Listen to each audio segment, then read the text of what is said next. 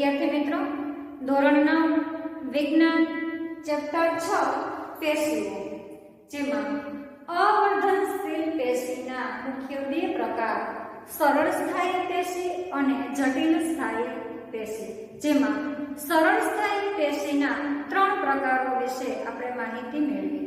આજે આપણે જટિલ સ્થાયી પેશી વિશે માહિતી મેળવીએ. તો સૌપ્રથમ જટિલ સ્થાયી પેશી એટલે શું? એક કરતાં વધારે પ્રકારના કોષો, જેને જટિલ કહીએ છીએ, એટલે કે એક કરતાં વધારે પ્રકારના કોષો એક સાથે મળીને કાર્ય કરે તેવી પેશીને જટિલ સ્થાયી પેશી કહેવામાં આવે છે. હવે આ જટિલ સ્થાયી પેશી છે એના બે પ્રકાર છે, જલવાહક પેશી અને અન્નવાહક પેશી. તો જલવાહક પેશી એટલે શું? તો વનસ્પતિમાં પાણી અને ખનિજ ક્ષારોનું મૂળથી પર્ણ સુધી, પાણી અને જે ખનિજ ક્ષારો છે, આ પાણી અને ખનિજ ક્ષારોનું મૂળથી પર્ણ સુધી વહનનું કાર્ય કરતી પેશીને જલવાહક પેશી કહેવામાં આવે છે.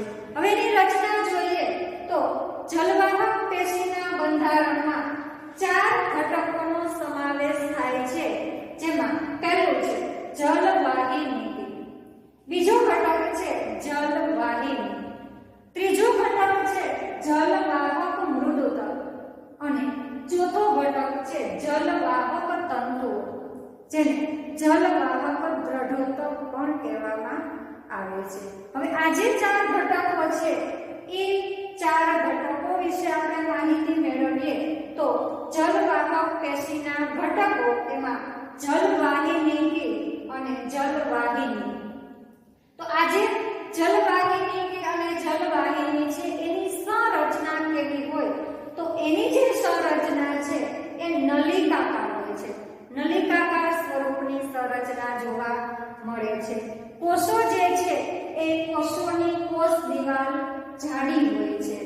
આ કોષો છે એ કોષોના એકમો પાણી અને ખનિજ ક્ષારોનું વહન કરે છે, અને આ જે પાણી અને ખનિજ ક્ષારોનું જે વહન થાય છે એ વહન ઉધ્વ દિશા તરફ થાય છે.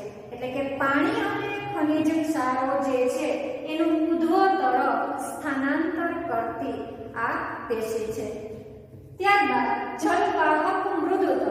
તો જલવાહક મૃદુતક છે એની સંરચનામાં તે જલવાહક પેશીનો એકમાત્ર જીવંત ઘટક છે. તે ખોરાકનો સંગ્રહ કરે છે. આજે જલવાહક મૃદુતક પેશીના કોષો છે એ ખોરાકનો સંગ્રહ કરે છે.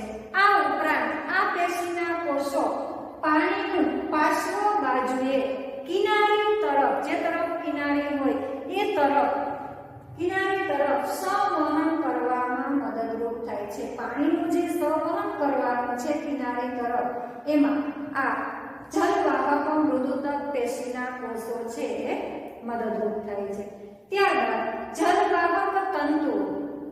આ જે જલવાહક તંતુઓ છે એને જલવાહક દ્રઢોતક પણ કહેવામાં આવે છે, કારણ કે આ જે પેશીના કોષો છે એ મુખ્યત્વે મજબૂતાઈના કાર્યમાં મદદ કરે છે. એ મજબૂતાઈનું કાર્ય કરે છે માટે એને દ્રઢોતક કહેવામાં આવે છે. તો વિદ્યાર્થી મિત્રો, જટિલ સ્થાયી પેશી ની વ્યાખ્યા અને જટિલ સ્થાયી પેશીમાં જલવાહક પેશી વિશે ટૂંક નોંધ લો તો તમારી નોટબુકમાં નોંધ કરી લેજો.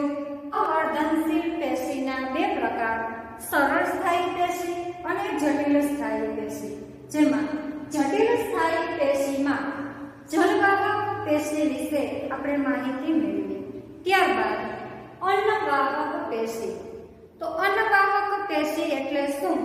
તો વનસ્પતિઓમાં પર્ણથી વનસ્પતિના વિવિધ અંગો સુધી ખોરાકના કાર્બનિક દ્રવ્યોના વહનનું કાર્ય કરતી જટિલ સ્થાયી પેશીને અન્નવાહક પેશી કહેવામાં આવે છે. આ જે અન્નવાહક પેશી છે એની રચના જોઈએ તો અન્નવાહક પેશી 5 એકમોની બનેલી